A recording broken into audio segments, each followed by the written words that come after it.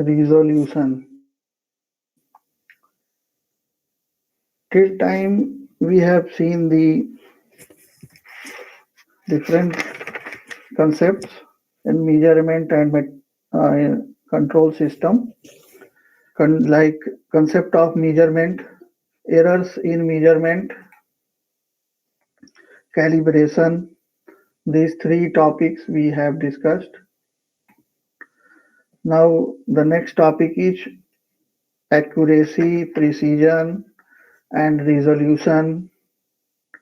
After that, the measurement of pressure, temperature, mass flow rate, strain, torque, etc. So let us discuss accuracy and precision.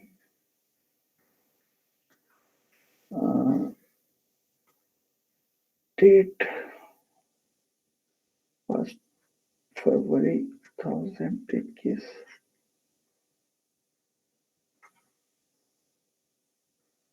Lecture number 33. Accuracy.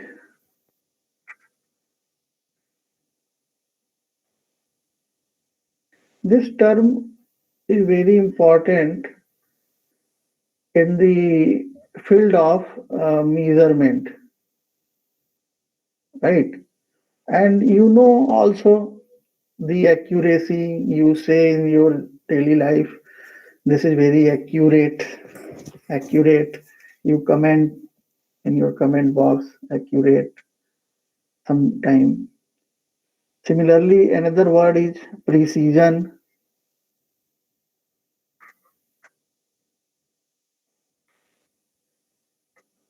Precision. Both are looking similar. Okay. And next one is resolution.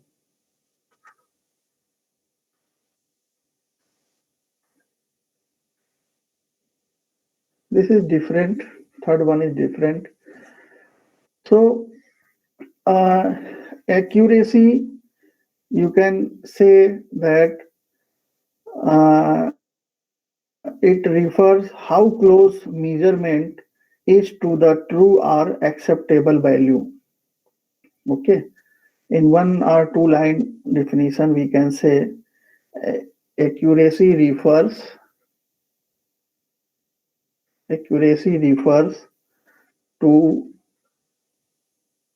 how close measurement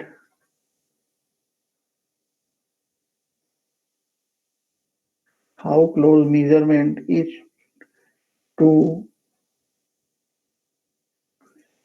true or acceptable value. True or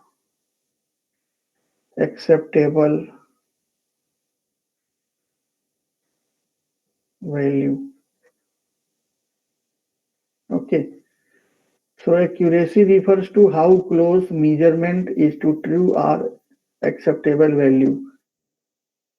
So we can think that suppose we want to manufacture a product of a particular dimension, suppose uh, 10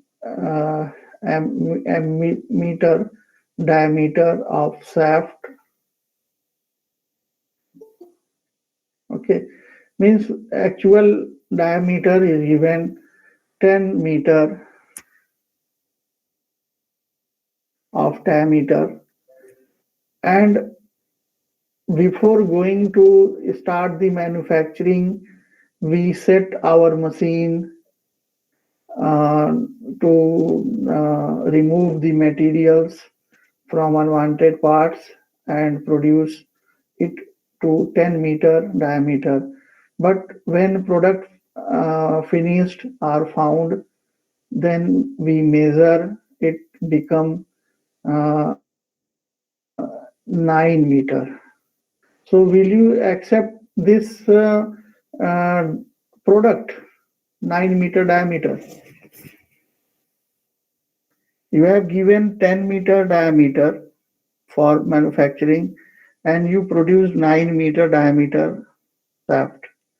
So will you accept this much accuracy of 1 meter difference? Suppose this is No, sir. it is big diameter, No, because this is not acceptable value. There must be acceptable value. Okay, acceptable value have some small range. Suppose 10 plus minus 0.02 like this. This is called it's a limit.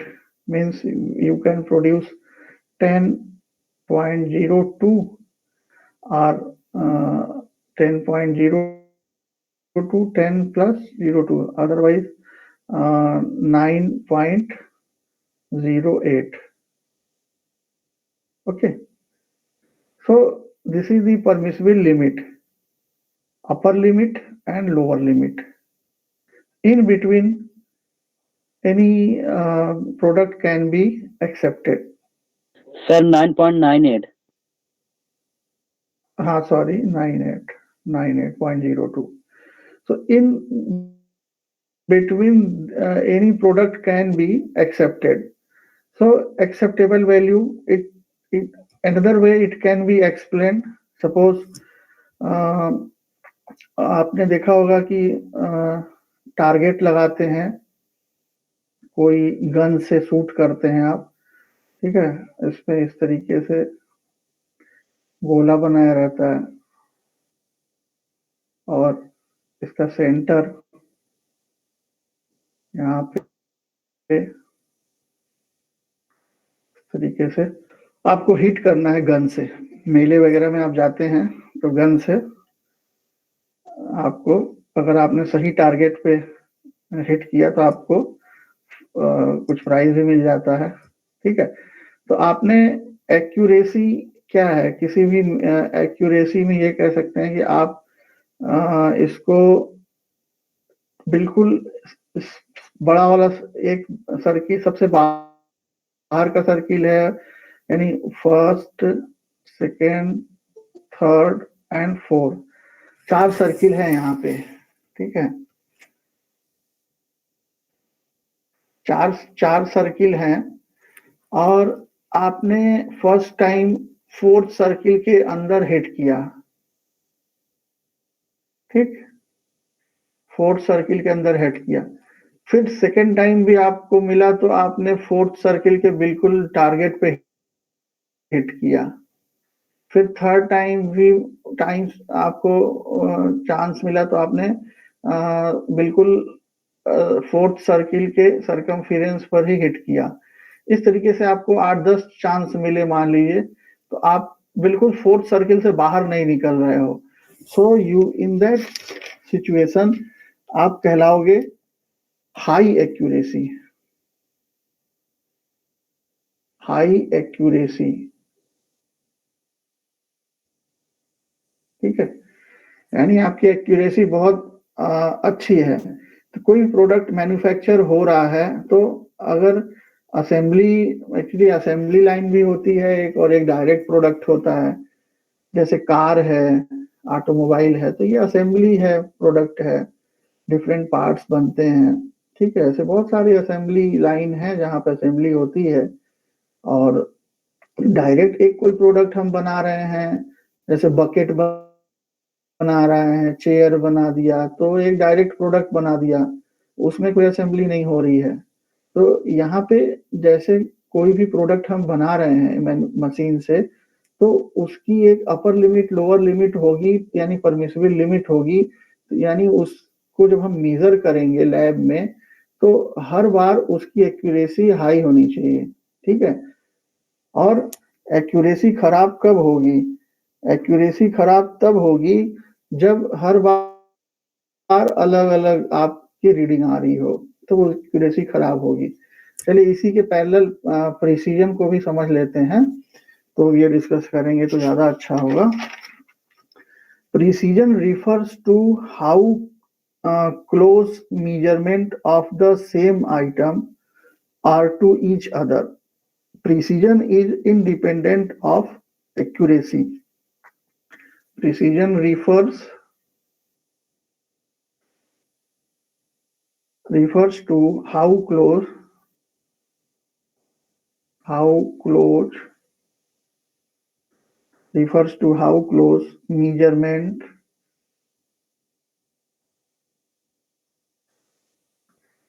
measurement of the same items are to each other. Precision is independent of accuracy. It is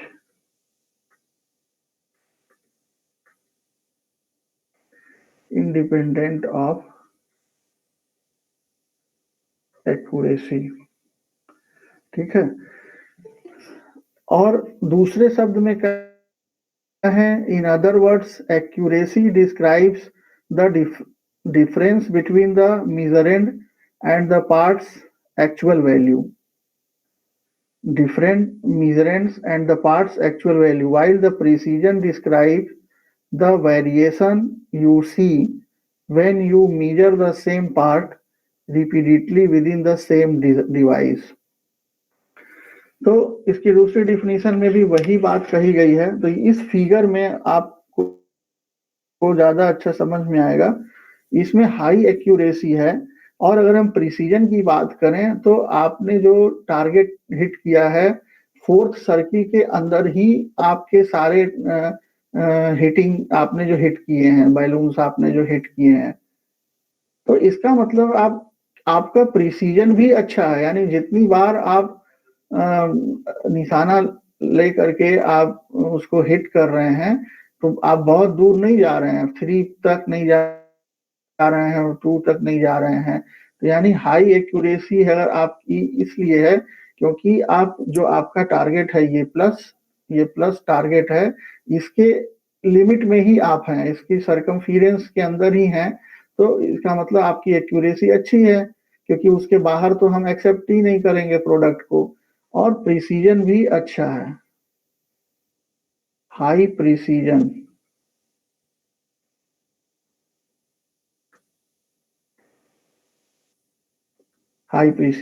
ठीक है, तो ये figure बता रहा है high accuracy और high precision को। अब हाई एक्यूरेसी और लो प्रिसीजन भी हो सकता है, हाई एक्यूरेसी भी हो सकता है और प्रिसीजन लो हो सकता है। उसका फिगर कैसे बनेगा, उसमें अगर आप एक्सप्लेन करना चाहो तो।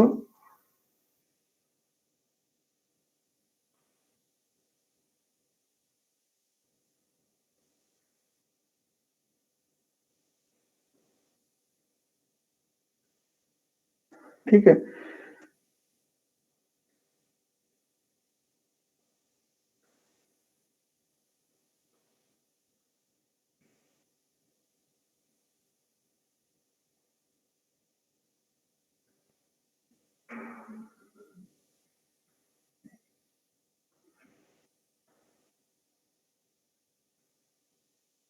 ये हाई एक्यूरेसी लो प्रिसीजन।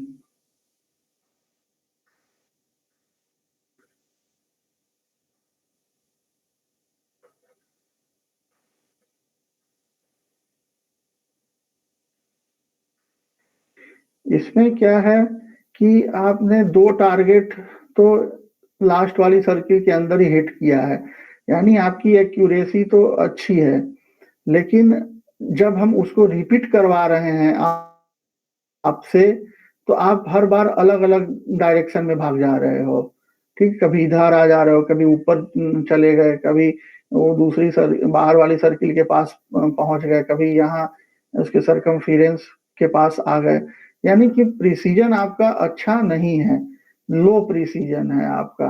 लो प्रिसीजन बहुत बुरा भी नहीं है, क्योंकि आप सेकेंड वाली सर्किल के अंदर ही हो। तो लो प्रिसीजन को हम मार्क कर सकते हैं, लेकिन उसको हम हाई प्रिसीजन नहीं कर सकते हैं। यानी अगर हम कोई एक्सपेरिमेंट कर रहे हैं किसी इंस्ट्रूमेंट पे, तो हर बार हमको वो अलग अलग ही रीडिंग दे रहा है। ठीक है, कोई एक हमको फिक्स रीडिंग दे ही नहीं रहा है, तो इसका मतलब उसका प्रिसीजन ठीक नहीं है।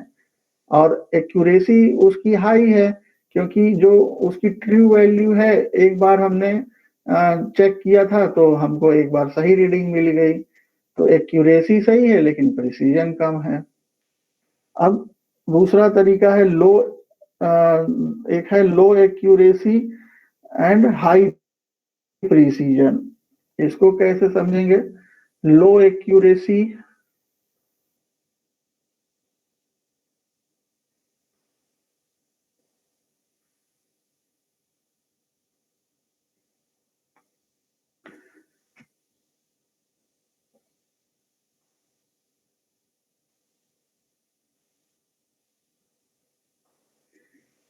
ठीक है, ये है लो एक्यूरेसी, हाई प्रिसीजन।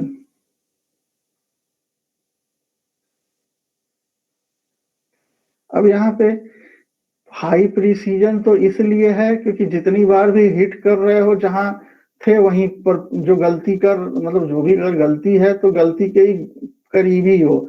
ऐसा नहीं है कि बहुत ज्यादा डिस्टरबेंस क्रिएटेड हो, तो एक जगह ही हो, तो इसलिए प्रिसीजन तुम्हारा हाई है।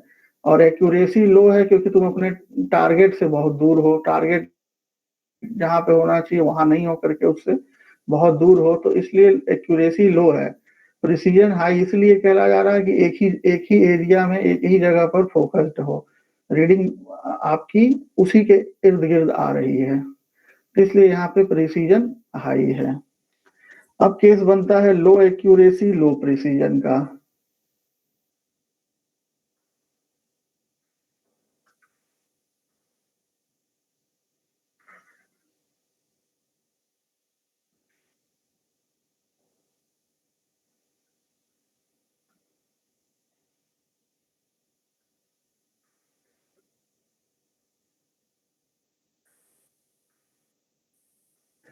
लो एक्यूरेसी लो प्रिसीजन, यानी कि अब आप जितनी बार भी रीडिंग ले रहे हो सब इधर उधर है, स्कैटर्ड है। कहीं इधर है आपका, कभी बाहर वाले गोले के करीब है, कहीं अंदर वाले गोले के करीब है, टारगेट से के पास तो है ही नहीं, लेकिन आप एक जगह पर फोकस भी नहीं हो, तो इसका मतलब आपकी लो एक्यूरेसी हो गई और लो प्रिसीजन भी हो गया। तो ये बड़ा अच्छा फिगर के माध्यम से समझाने की कोशिश इसने किया है कि एक्यूरेसी और प्रिसीजन में बेसिकली डिफरेंस क्या होता है। अदरवाइज लगता यही है कि दोनों में सिमिलैरिटी है, सिमिलैरिटी नहीं, दोनों दूसरे के इंडिपेंडेंट हैं। इनसे इनका कोई लेना देना नहीं है। यानी कोई भी इंस्ट्रूमेंट हाई प्रिसाइज होगा जब वो एक ही रीडिंग बार बार आपको दे। ठीक है, ऐसा नहीं है कि रीडिंग एक्सपेरिमेंट हम फर्स्ट टाइम किए, फिर सेकंड किए, फिर थर्ड किए, ऐसे हम 10 रीडिंग अगर लेते हैं तो 10 बार हमको एक ही रीडिंग दे। ठीक है, और जैसे रीडिंग मान लीजिए हम 5 सेंटीमीटर का एक कोई बार मेजर कर रहे हैं वर्नियर कैलिपर से, तो हमें तो ये पता ही है कि 5 सेंटीमीटर का है, तो हमें अगर 4.99 वो बता रहा है तो 4.99 हर बार बताए। ऐसा नहीं हो किसी टाइम 4.97 बता रहा, किसी टाइम 4.96 बता रहा है। ठीक है, तो ये हमारी प्रिसीजन होना चाहिए, हाई प्रिसीजन। और एक्यूरेसी हम तब कहेंगे जब वो 5 को 5 ही बताए, तो हमारा हाई एक्यूरेट होगा हमारा वो instrument.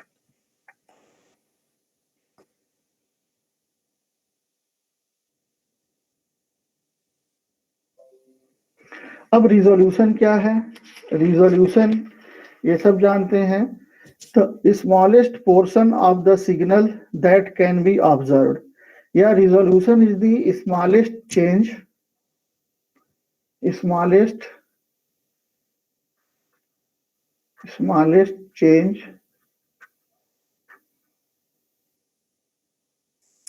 that can be measured.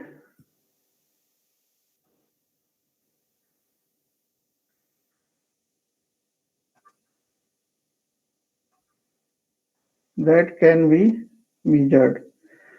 Final resolution reduces rounding error but does not change a device accuracy. So in other way, we can say resolution is the smallest portion of the signal that can be observed. एक इसका word और भी है sensitivity. Sensitivity, कोई instrument बहुत sensitive है, इसका मतलब the smallest change in the signal that can be detected. Sensitive है इंस्ट्रूमेंट, यानी उसमें कोई भी हम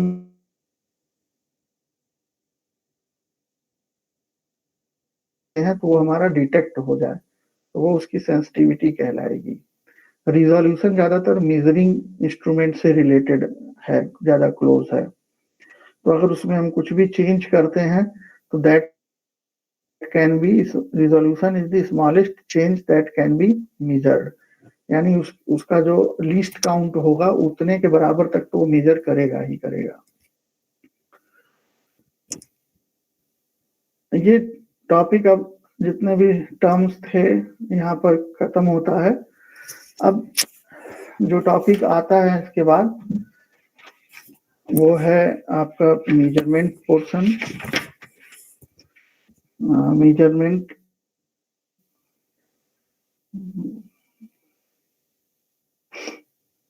measurement of pressure, temperature, mass flow rate, strain force and torque. ठीक है, तो आइए मेजरमेंट ऑफ प्रेशर देखते हैं. फिर मैं आपको कुछ पीडीएफ भी शेयर कर दूंगा जिसमें टेम्परेचर, मास फ्लो रेट के बारे में दिया रहेगा और स्ट्रेन, फोर्स और टॉर्क के बारे में.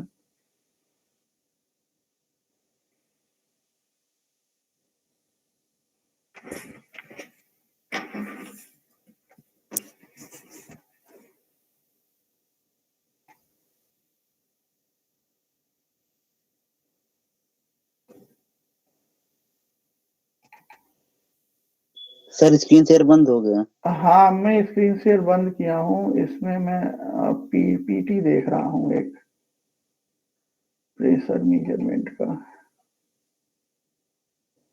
Pressure measurement PPT.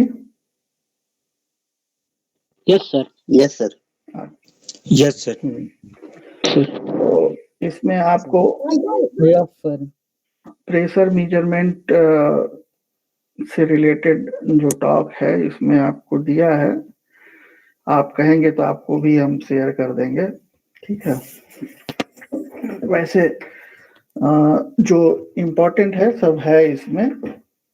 प्रेशर की कोई भी, मैंने आपको बताया था कि पैरामीटर हम मेजर कर रहे हैं तो बहुत सारे मेथड हैं मेजरमेंट करने के. तो इसमें कितना मेजरमेंट मेथड आप पढ़ोगे, उनका नाम याद रखना और ज्यादा इम्पोर्टेंट है. और उसमें से जो जो इम्पोर्टेंट हैं, जो मतलब प्रचलन में हैं, यूज होते हैं इंडस्ट्री में, वो ज्यादा आपको फोकस करना है. ठीक है, तो इसमें देखते हैं प्रेशर मेजरमेंट में इन व्हाट क्या क्या दे रखा. follows focus is made on the measurement of pressure, flow rate, temperature and liquid level. The approach will emphasize the following point for any measuring element: basic description, working principle, ability to send or transmit a signal, accuracy, range, sensitivity. Importance of pressure measurement. The pressure influences boiling and condensation temperature of some separation operation like distillation and therefore their cost. तो pressure आप दो तरीके में पढ़े होंगे. Refrigeration में आपको मैंने बताया था ड्यू पॉइंट टेम्परेचर वगैरह ये सब, जहाँ पे कंडेंसेशन होता है ना, तो फेस चेंज होता है. और उसका दूसरा स्टीम टरबाइन में बॉयलिंग होता है, तो वहाँ पे प्रेशर का रोल होता है. हाई प्रेशर पे स्टीम सप्लाई होती है टरबाइन को, तो उसका मेजरमेंट होना तो जरूरी है, नहीं तो टरबाइन के ब्लेड्स खराब हो जाएंगे। Pressure measurement is necessary for measurement of flow and level, definition and units of pressure. So pressure is the normal force exerted on unit area of a surface. ये हमें सबको पता ही है कि normal force exerted on unit area of a surface होता है। So according to definition, SI unit of pressure is Pascal or kilopascal. 1 Pascal is equal to Newton per meter square for low pressure, and kilogram force MKS unit में होता है, हमने viscosity वाले में आपको बताया था। किलोग्राम फोर्स पर centimetre square for high pressure होता है। And atmospheric pressure is pressure exerted by the atmosphere at sea level, so it's 101.3 kilopascal. Pressure expressed as a head, मान लो हमने, if you want to express pressure in a head, so pressure can be thought as produced by the weight of some liquid column of certain height h. So you know the pressure Pascal formula, pressure P is equal to rho g h. So h is the height and rho g, you know, specific weight.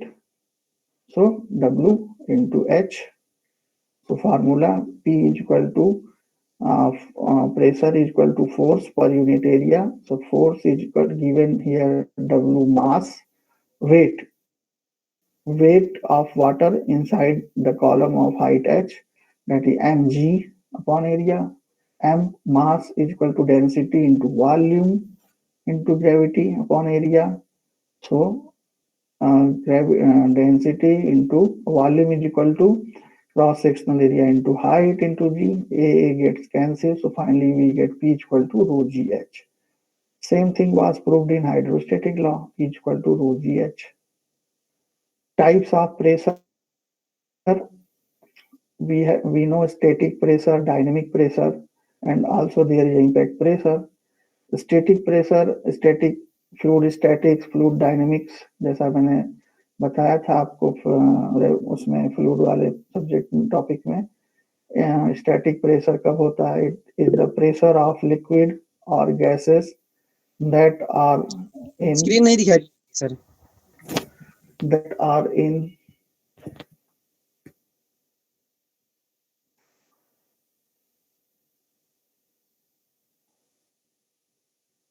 देख तो रहा है, देख तो रहा है screen, अभी दिखाई दे रहा है सर। दिखा उसके पहले सिर्फ फर्स्ट दिखाई दे रहा था।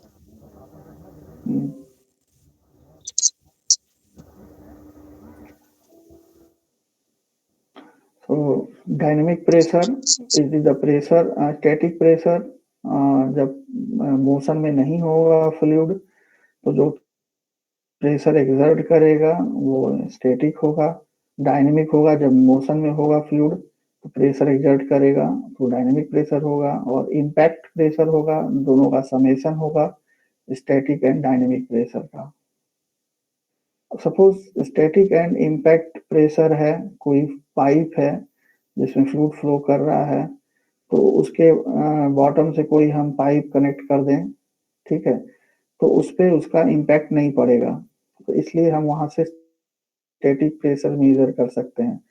और अगर कोई एल्बो टाइप पाइप कनेक्ट करें, ठीक है, जिस पे फ्लूइड का डायरेक्ट इम्पैक्ट पड़ेगा, जैसे पॉइंट बी है, यहाँ पे फ्लूइड का इम्पैक्ट पड़ेगा, तो impact pressure,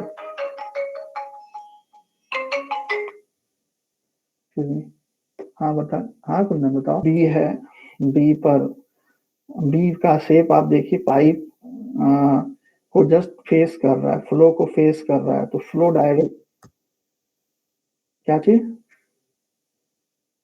sir? Slide change नहीं हुआ।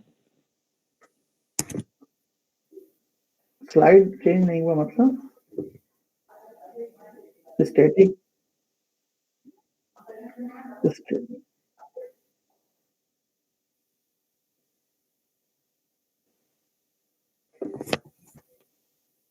अभी दिख रहा है? Yes sir. अच्छा ठीक। तो इसमें हम देखो पाइप जहाँ पे दिखाई दे रहा है फ्लो हो रहा है उसमें, और ए और बी दो तरीके के पाइप कनेक्ट किए गए हैं फ्लो से। ए पर फ्लो का डायरेक्ट इम्पैक्ट नहीं पड़ रहा है, तो इसलिए ये स्टैटिक प्रेशर को हमें बताएगा। और बी तरीके का पाइप जो है ना, जिसमें डायरेक्ट इम्पैक्ट पड़ेगा फ्लो का, तो वो इम्पैक्ट प्रेशर को बताएगा। जैसे ये दोनों मेजरिंग डिवाइसेस हैं। अब धीरे धीरे ये बताने को आते हैं मेजरिंग। एटमॉस्फेरिक प्रेशर तो हमने आपको बता चुके हैं, एब्सोल्यूट प्रेशर, वैक्यूम प्रेशर भी हम आपको बता चुके हैं। प्रेशर मेजरमेंट स्केल भी हम आपको बता चुके हैं, गेज प्रेशर बता चुके हैं, एब्सोल्यूट प्रेशर। अच्छा, ठीक है। डिफरेंशियल प्रेशर, ये सब ये डिस्कस हो चुका है, ये हो चुका है। मेडिकल प्रॉब्लम है।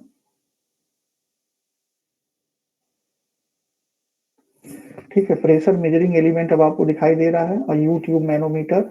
Yes sir. हाँ, ये प्रेशर मेजरिंग ये आपका डिवाइस है, यू ट्यूब मैनोमीटर। ठीक, इसमें दोनों लिम्स में एटमॉस्फेरिक प्रेशर पड़ता है। सबसे पहले P1 और P2 दिखा रहा है, दो लिम्स हैं। इसमें से किसी एक लिम्ब को हम पाइप से कनेक्ट कर देते हैं। जैसे यहाँ पर P1 को पाइप से कनेक्ट कर दिया गया है। तो इसका डिस्क्रिप्शन क्या है? It consist of U shaped transparent glass और plastic tube partially filled with a manometer liquid, water और मरकरी। ठीक, जो भी हमें सुटेबल लिक्विड चाहिए वो हम जनरली ऐसा भारी लिक्विड यूज करते हैं। जैसे मान लो वाटर, ऐसा वाटर का मेजर करना है तो उससे भारी लिक्विड यूज करेंगे। ठीक है, ऐसा नहीं है कि उससे हल्का करेंगे। The scale of the manometer is usually calibrated in pressure units. अब कैलिब्रेशन टर्म आ गया ना यहाँ पे, तो स्केल जो है यहाँ पे देख रहे हो, स्केल कैलिब्रेटेड होगा इसके ट्यूब्स पर प्रेशर यूनिट के टर्म में। तो यहाँ पर पास्कल फिगर में देख सकते हो कि यू ट्यूब में अगर मान लो सपोज मरकरी ही फील्ड है, तो मरकरी क्या कर रहा है? प्रेशर P1 में P1 में यहाँ पे वाटर आ रहा है जिसका प्रेशर हमें मेजर करना है, तो वो मरकरी पर प्रेशर अप्लाई करेगा। ठीक है, प्रेशर अप्लाई करेगा तो मरकरी का फ्लो होगा इस ट्यूब में ही, ये दूसरे लिम्ब में ऊपर की तरफ उठ जाएगा। कितने हाइट ऊपर उठा? h हाइट ऊपर उठा। ठीक है, h हाइट ऊपर उठ गया। अब इसका मतलब ये हुआ कि ये जो h हाइट ऊपर उठा है यही प्रोपोर्शनल है प्रेशर के, जो पाइप P1 के करस्पॉन्डिंग फ्लो हो रहा है। तो ये जो लाइन हॉरिजॉन्टल लाइन है इसके नीचे, ठीक है, इसके नीचे, तो ये का सरफेस बराबर है, दोनों इस लाइन पर प्रेशर बराबर होगा। चाहे लेफ्ट लिम्ब में निकालो चाहे राइट लिम्ब में निकालो। तो लेफ्ट लिम्ब में हम निकाल नहीं सकते क्योंकि हमारे पास कुछ है नहीं। राइट लिम्ब में हम निकालेंगे तो वही बराबर होगा पास्कल्स लॉ के, किसके? राइट लिम्ब के, क्योंकि pressure at a fluid in all direction is same. तो एच हाइट पर हमारा प्रेशर का फार्मूला क्या हो जाएगा? P equal to H rho और जी। क्लियर? तो यही वर्किंग प्रिंसिपल है इसका। When both arms of a manometer are exposed to the atmosphere और when the pressure are equal, the scale reading is 0. But when a pressure difference is applied to the arms, then the manometer liquid in the lower pressure arm and drops in the higher pressure arm, giving a difference in height of the liquid between the two arms. यहाँ पे height जो दिया हुआ है 0, 1, 2 या 0 जो भी mark किया होगा, तो differential pressure measurement with manometer, यहाँ पे डिफरेंस को मेजर कर लिया जाता है। तो फार्मूला लग जाएगा P equal to rho ji h. तो हम प्रेशर को मेजर कर लेंगे, या हम ये भी लिख सकते हैं P1 माइनस P2 भी लिख सकते हैं, rho ji H delta P equal to P1 minus P2। The equation above is the manometer equation. Okay, rho is the density of the manometer liquid, यानी अगर हमने मरकरी लिया है तो मरकरी की डेंसिटी यूज करेंगे, वाटर लिया है वाटर की डेंसिटी यूज करेंगे, कोई और फ्लूइड लिया है तो दूसरी की डेंसिटी यूज करेंगे। H is the difference in the height of the manometer liquid, H height हो गया। Pressure scales used, differential pressure में गेज प्रेशर यूज किया जाता है, एब्सोल्यूट प्रेशर यूज किया जाता है, एटमॉस्फेरिक प्रेशर यूज किया जाता है। ये सब डिपेंड करता है हम किस रेफरेंस में यूज कर रहे हैं। छोड़िए एक्यूरेसी।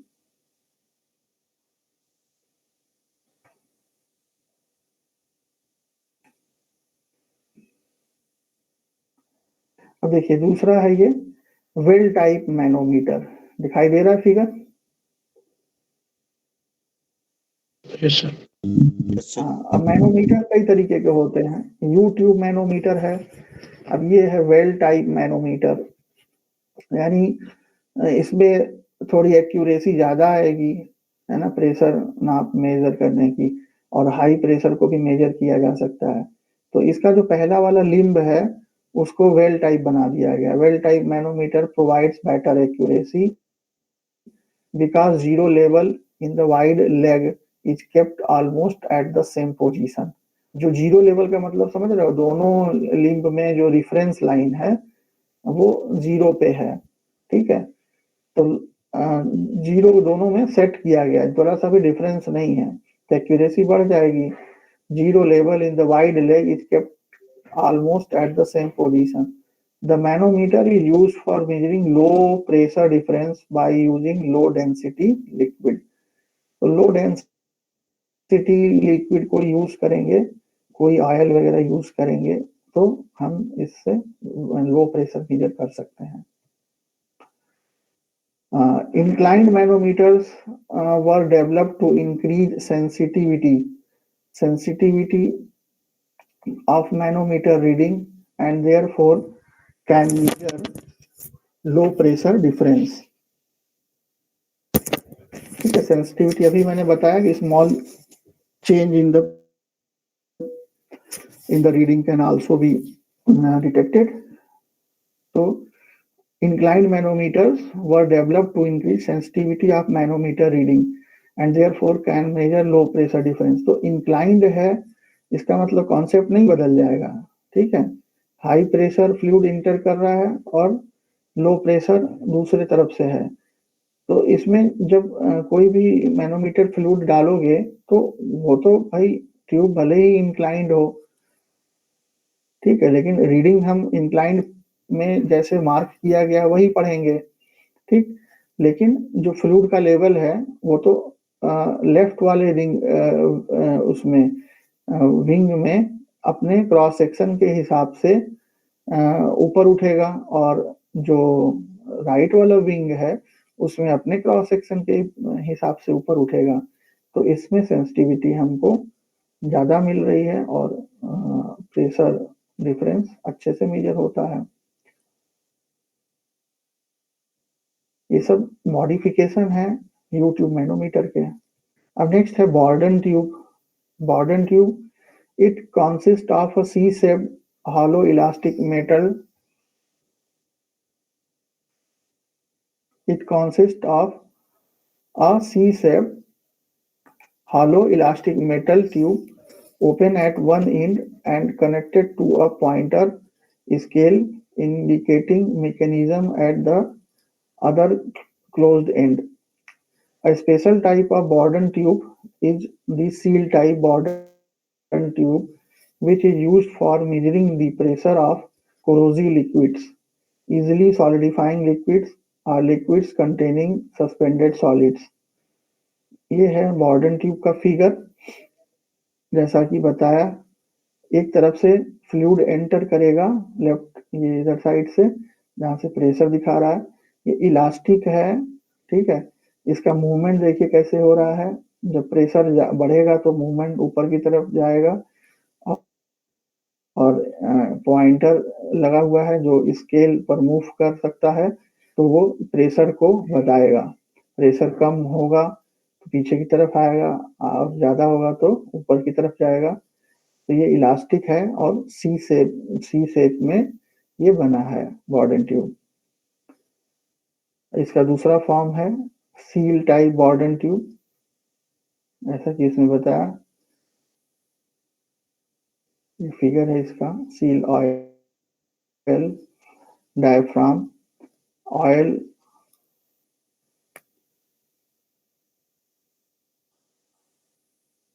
प्रेशर इसमें फ्लूइड एंटर कर रहा है, और सील ऑयल है पर प्रेशर अप्लाई कर रहा है, जिससे कि बॉर्डन ट्यूब का एक्सपेंशन और कॉन्ट्रैक्शन होगा। प्रिंसिपल क्या है इसका? If pressure is applied to the open end, then the hollow tube straightens, causing the pointer to move and indicates a higher pressure value on the scale. Pressure scales used only gauge pressure. यहाँ पे atmospheric pressure वैसे भी नहीं आएगा क्योंकि ये बंद है दूसरी तरफ से। Indication and transmission, local and remote transmission. Indicator mechanism may be replaced by a transducer producing an electric signal. अब इसको ट्रांसड्यूसर जो कि इलेक्ट्रॉनिक डिवाइस, तो इससे कनेक्ट कर सकते हैं, ठीक है। Local and remote transmission, the indicator mechanism, जो इसका पॉइंटर है स्केल, उसको हम रिप्लेस कर सकते हैं ट्रांसड्यूसर से, जो कि हमें इलेक्ट्रिक सिग्नल दे सकता है। रेंज क्या है इसका? Low to high depending on the tube radius of curvature, tube wall thickness and material of construction. Accuracy क्या है? Main source of error is the temperature effect on metal expansion. Sensitivity, straightening on the C-shaped tube can be increased by using a helical Borden tube. Sensitivity बढ़ाने के लिए यहाँ पर helical बॉर्डन tube का use किया गया है। Pressure same, fluid is entering inside that helical tube, scale is same, all things are same. Next is the bellows, BELLOWS, bellows. It consists of an elastic metal cylinder with deep folds. Bellows resembles the accordion musical instrument. Bellows may be connected to an opposing spring that will help in having a desired range and sensitivity, and the spring will also help restore the shape of the bellows after measurement is done. Principle: when applying pressure, a bellow expands or contracts, and this causes a pointer mechanism to indicate a higher pressure on the scale. Pressure scales used: gauge pressure, absolute pressure. Differential pressure is measured by opposed bellows. Indication and transmission, local and remote transmission. The pointer mechanism may be replaced by a linear variable differential transducer (LVDT), which senses the expansion and change it into an electric signal. अब mechatronics में भी ये सब पढ़ाया जाएगा एक प्रकार से, जैसे एलवीडीटी है, लीनियर वेरिएबल, अलग से ये पढ़ाया जाएगा, लीनियर वेरिएबल डिफरेंशियल ट्रांसड्यूसर। ये सब सेंसर होते हैं, जितने भी ट्रांसड्यूसर हैं सेंसर हैं एक प्रकार से, और ये सिग्नल को डिटेक्ट करके फिजिकल दूसरे सिग्नल में हमें जो डिजिटल फॉर्म में उसका रीडिंग देते हैं, which senses the expansion and change it into electric signal के फॉर्म में देगा। रेंज लो टू मीडियम, ये है pressure measurement and signal transmission bye linear variable differential transducer. Bellows है, बेलोज को आप देखिए, इसमें इसका एक्सपेंशन एंड कॉन्ट्रैक्शन होगा। तो LVDT जो है इसको सेंस करेगा, लीनियर वेरिएबल।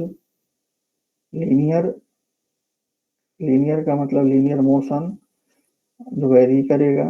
और डिफरेंशियल ट्रांसड्यूसर के बारे में डिटेल मेकाट्रॉनिक्स में देखेंगे। प्रेशर P1 प्रेशर डिफरेंस को बताएगा बेसिकली। एक तरफ से प्रेशर P1 पड़ रहा है, दूसरी तरफ से प्रेशर P2 पड़ रहा है, तो एटमॉस्फेरिक प्रेशर भी हो सकता है। यही सब छोटे छोटे इसके फिगर इंपॉर्टेंट हैं।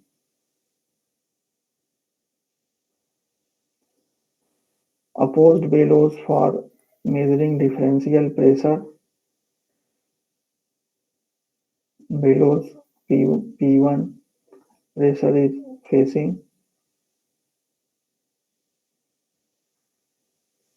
Another bellows is facing P2 pressure, and differential pressure is measured on the scale. Accuracy main source of error is the temperature effect on bellow metal expansion. Diaphragm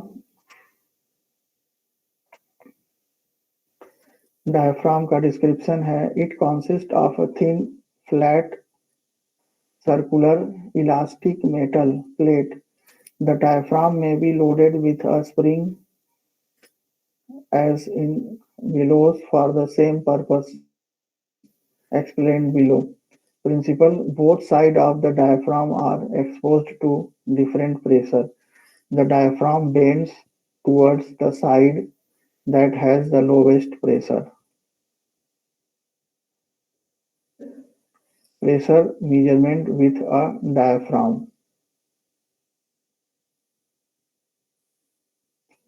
diaphragm जैसा बताया thin circular sheet है और pointer उसके हिसाब से deflect होगा और reading देगा।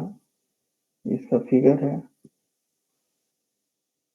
Pressure scale use gauge pressure, absolute pressure and differential pressure, indication and transmission, local and remote transmission. The pointer mechanism में be replaced by a strain gauge. Strain gauge जो strain measure करता है, which senses the bending and change it into an electric signal. तो strain gauge उस signal को convert करता है electric signal में, जो कि ये पॉइंटर मैकेनिज्म को हम हटा करके ये जैसे ये मैकेनिकल डिवाइस है तो इलेक्ट्रॉनिक्स और मैकेनिकल का कॉम्बिनेशन हम बना सकते हैं, जैसे मेकाट्रॉनिक्स में बनाया गया है इन सबको। Range low to high, silicon diaphragm with strain gauge. Silicon diaphragm with strain gauge. strain gauge जो स्ट्रेन को मेजर करता है और सिलिकॉन का डायफ्राम है उसका, ये इसका फिगर है। Accuracy main source of error is the temperature effect on diaphragm material expansion. Sensitivity can be increased by using capsules connected together in series. One capsule is formed of two diaphragms joined back to back. Pressure is applied to the space between two diaphragms. This is the figure of capsules. Pressure is applied, diaphragm capsules, and we got reading through deflection. Increasing sensitivity by using several capsules joined in series.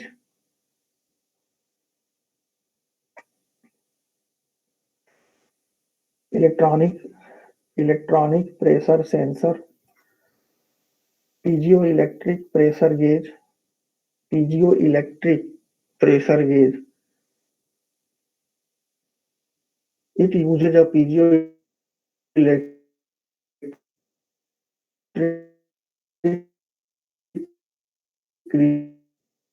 crystal that produces a voltage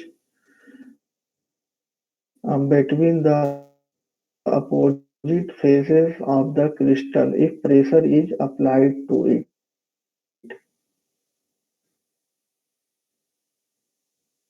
या वे एक प्रकार से pressure ही है, negative pressure है। तो Bourdon tube diaphragm, importance of pressure measurement and control, definition and units, type of pressure and pressure scales.